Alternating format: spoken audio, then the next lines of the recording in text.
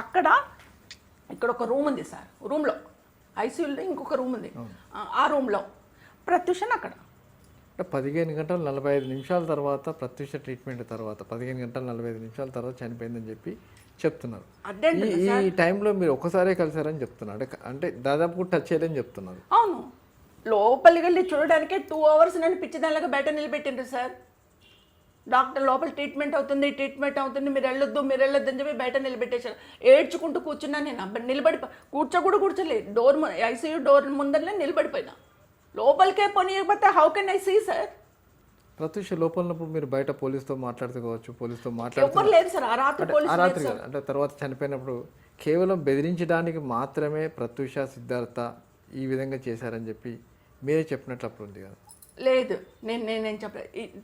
ఏ పోలీసును వచ్చారు సార్? నేను ఒకటి చెప్పినా సార్, నెక్స్ట్ డే మనకి తెచ్చిచ్చాను కదా, తీసుకెళ్ళిండ్రు, డ్రెస్ చేంజ్ చేసిండ్రు. చేంజ్ చేసి బయటకు వచ్చి ½ an hourలో, నేను డ్రెస్ ఇచ్చిన ½ an hour తర్వాత ప్రత్యూష చనిపోయిందని చెప్పారు. Just ½ an hour heart attack వచ్చింది, చనిపోయింది అనౌన్స్ చేసిండ్రు. నేను ఇప్పుడే డ్రెస్ తెచ్చి ఇచ్చిన కదా, మారుస్తా అన్నారు కదా. నేను మీరు వెళ్ళి డ్రెస్ తెండి అన్నప్పుడు కూడా అడిగిన, ఎలా ఉంది సార్ పాపకి అంటే, బాగుంది పర్లేదమ్మా అన్నారు కదా. మరి ఇప్పుడు ½ an hourలో ఎట్లా చనిపోయింది సార్ అన్న. లేదమ్మా హార్ట్ అటాక్ వచ్చింది, తను తట్టుకోలేకపోయింది, చనిపోయింది. ఓకే సార్, అయిపోయింది. నేను ఒక తల్లిగా నా పరిస్థితి ఆలోచించండి సార్. మొత్తం మెంటల్లీ డిస్టర్బ్ అయిపోయినా నేను, ఏమవుతుందో తెలియదు. వాళ్ళు కొన్ని ఫార్మాలిటీస్ ఏందోనంట లోపల డెడ్ బాడీని అప్పుడే ఇవ్వలేదు సార్ మాకు. ఏం చేసుకున్నారు ఇక వాళ్ళు ఇష్టం వచ్చినట్టు నా బిడ్డ శరీరాన్ని వాడుకున్నారు సార్. అన్ని మాయం చేయడానికి అన్ని మాయం చేసే డెడ్ బాడీని బయటకు తెచ్చారు సార్. డాక్టర్ చేతిలో పడిందంటే డాక్టర్ బతికించవచ్చు, ఏమన్నా చేయొచ్చు సార్, మీకు తెలుసు, ఏదన్నా చేయొచ్చు. వాళ్ళు మొత్తం చేసి సిస్టమ్ మీద బండబెట్టుకొని 11 o'clock అట్లా చెప్తే 12:30 1 o'clock డెడ్ బాడీ బయటకు వచ్చింది సార్. ఏం చేసిండు ఎవరికి తెలుసు సార్? ఎట్లా నమ్మేది? తెచ్చిన తర్వాత అప్పుడు పోలీసు వాళ్ళకు కంప్లైంట్ వాళ్ళు చెప్పేసారు ఇట్లా చనిపోయింది అని. సార్ నేను అక్కడే అడుగుతున్నాను, అది మెడికో లీగల్ కేసు, వాళ్ళు పాయిజన్ తీసుకున్నారు, ప్రత్యూష చనిపోయింది అని చెప్పి మీరు పోలీస్ స్టేషన్కి చెప్పారు. అంతవరకు ఓకే, మీరు చాలా రెస్పాన్సిబిలిటీగా పనిచేసారు హాస్పిటల్ వాళ్ళు. కానీ ఏ విధంగా అయితే మెడికో కేసు ఇదే అని చెప్పేసి మీరు ఏ విధంగా అయితే పోలీస్ వాళ్ళకి కంప్లైంట్ పెట్టినరో, అదేవిధంగా మెడికో లీగల్ కేసు కింద నా బిడ్డ డ్రెస్సును ఎందుకు ఇవ్వలేదు, పోలీస్ వాళ్ళకన్నా ఇవ్వాలా, ఫోరెన్సిక్ వాళ్ళకన్నా ఇవ్వాలా, ప్యాక్ చేసి తల్లిగా నాకన్నా ఇవ్వాలా, ఎవరికో ఒకరికైతే హ్యాండ్ ఓవర్ చేయాలా. ప్రత్యూష ఏ డ్రెస్ అయితే చేంజ్ చేసిండ్రో అది ట్రీట్మెంట్ అయినప్పుడు ఉన్న చేంజ్ డ్రెస్ అయితే ఇవ్వాలి కదా సార్. పాయిజన్ తీసుకున్న టైంలో ఉన్న డ్రెస్ అయితే ఇవ్వలేదు.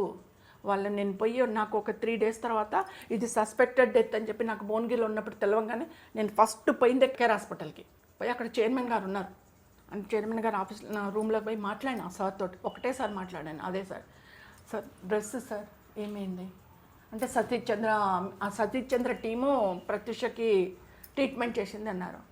సార్ ఆ సతీష్ చంద్ర సార్ రెస్పాన్సిబిలిటీ అంతా మీదే ఉంటుంది హాస్పిటల్.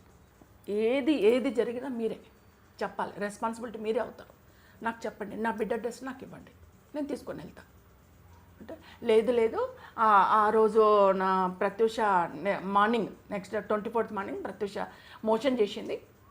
మోషన్ చేస్తే ఆ డ్రెస్ ఇప్పేసినాము, మీరు తెచ్చిన డ్రెస్ ఇచ్చినాము, దాన్ని మేము డస్ట్బిన్లో వేసేస్తే మా దగ్గర ఉన్న ఎంప్లాయీస్ సర్వెంట్స్ అందరూ డైలీ పేషెంట్స్ వేస్ట్ ఆర్టికల్స్ ఉంటాయి కదా, అవన్నీ తీసుకెళ్ళి కాల్ చేస్తారు. అందులో భాగంగా ప్రత్యూష డ్రెస్ కూడా కాల్ చేసిండ్రు. అండ్ ఇర్రెస్పెక్టివ్ ఆన్సర్ సార్, మీరు చెప్పండి.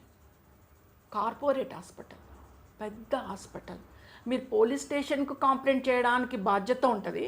మెడికో లీగల్ కింద ఒక చనిపోయిన సస్పెక్టెడ్ డెత్ అయిన ఆ బాడీ మీద ఉన్న డ్రెస్సును ప్రిజర్వ్ చేయాలని తెలియదా సార్?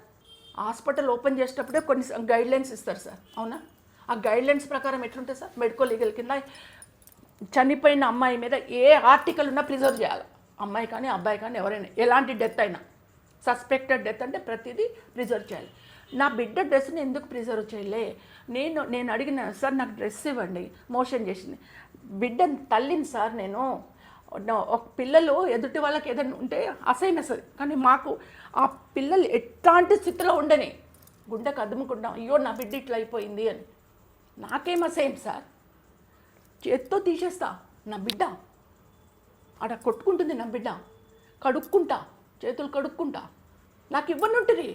ఓకే, అది కూడా మోషన్ కిందిది తీసేసిండు, పైదేమైంది సార్, పైదని ఇవ్వచ్చు కదా, మొత్తం ఎట్లా తగల పెడతారు సార్ అంటే, అవును సార్, లేదు సార్, డస్ట్బిన్లో వేసినాం, తగల పెట్టేసినాం అంతే.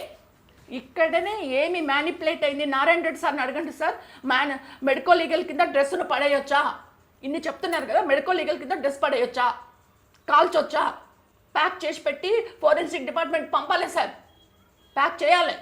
ఏది మళ్ళా ఎక్కడుంది డ్రెస్సు? సాక్ష్యాలు ఉంటాయి డ్రెస్సులోనే. మెయిన్ ఎక్కడైతే ఇన్సిడెంట్ జరిగిందో బాడీ మీద ఏమేమి ఉంటాయో వాటి మీద సాక్ష్యాలు ఉంటాయి, ఎవిడెన్స్లు ఉంటాయి. ఎవిడెన్స్ దొరకకుండా మాయం చేసి తగలబెట్టేసిండ్రు.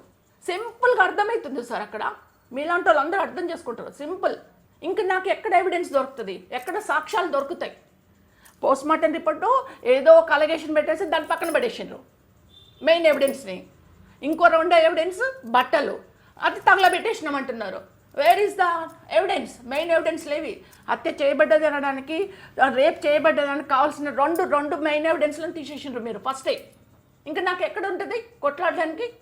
ఎవరు చెప్తారు సార్, ఎవరు చెప్తారు? ఈ కేసులో ఎవరు చెప్తారు? అసలు నిజాలు ఎవరు చెప్తారు? మీరు చెప్పండి, అసలు నిజాలు ఎవరు చెప్తారు? ఎంత అన్యాయం, ఎంత దారుణం జరిగింది సార్. అప్పుడు నేను బాబు గారు, చంద్రబాబు నాయుడు గారు నన్ను పిలిచినప్పుడు నాకు తెలవక పిచ్చిదానిలాగా, అంటే నాకు ఐ డోంట్ నో లీగల్, నాకు తెలిసిన ఒక వర్డ్ సిబిసిఐడికి ఇవ్వండి సార్ అని అడిగిన. సిబిసిఐడికి అంటే స్టేట్ ఆర్గనైజేషన్ అంటది, సిబిసిఐడికి ఇవ్వండి సార్ అని అడిగిన. పాప ఆయన చాలా ప్లీజింగ్లో ఉన్నాడు సార్. సరే ఏమన్నా నువ్వు చెప్తున్నావు కానీ సిబిసిఐడికి ఇస్తాను అన్న తర్వాత నేను ఇంటికి వచ్చిన తర్వాత ఇట్లా వెల్విషర్స్ ఉంటారు కదా, అడ్వకేట్స్ వాళ్ళు, అయ్యో అమ్మ నువ్వు పోయి సిబిసిఐడిని ఎందుకంటున్నావు, సిబిఐని అడిగితే బాగుండేది, అది సెంట్రల్ ఆర్గనైజేషన్ అయితే కొద్దిగా మనకు న్యాయం జరుగుతుంది అని అంటే, నాకు కొద్దిగా అప్పుడు కన్ఫ్యూజ్లో ఉన్నా, తెలవక సరే మళ్ళీ అడుగుదామని చెప్పేసి మళ్ళీ వైఎస్ రాజశేఖర రెడ్డి గారి దగ్గరికి వెళ్ళినప్పుడు కల్వకుంట్ల చంద్రశేఖరరావు కూడా అప్పుడు పార్టీ పెట్టారు, 2002 వరకు పార్టీ ఉంది.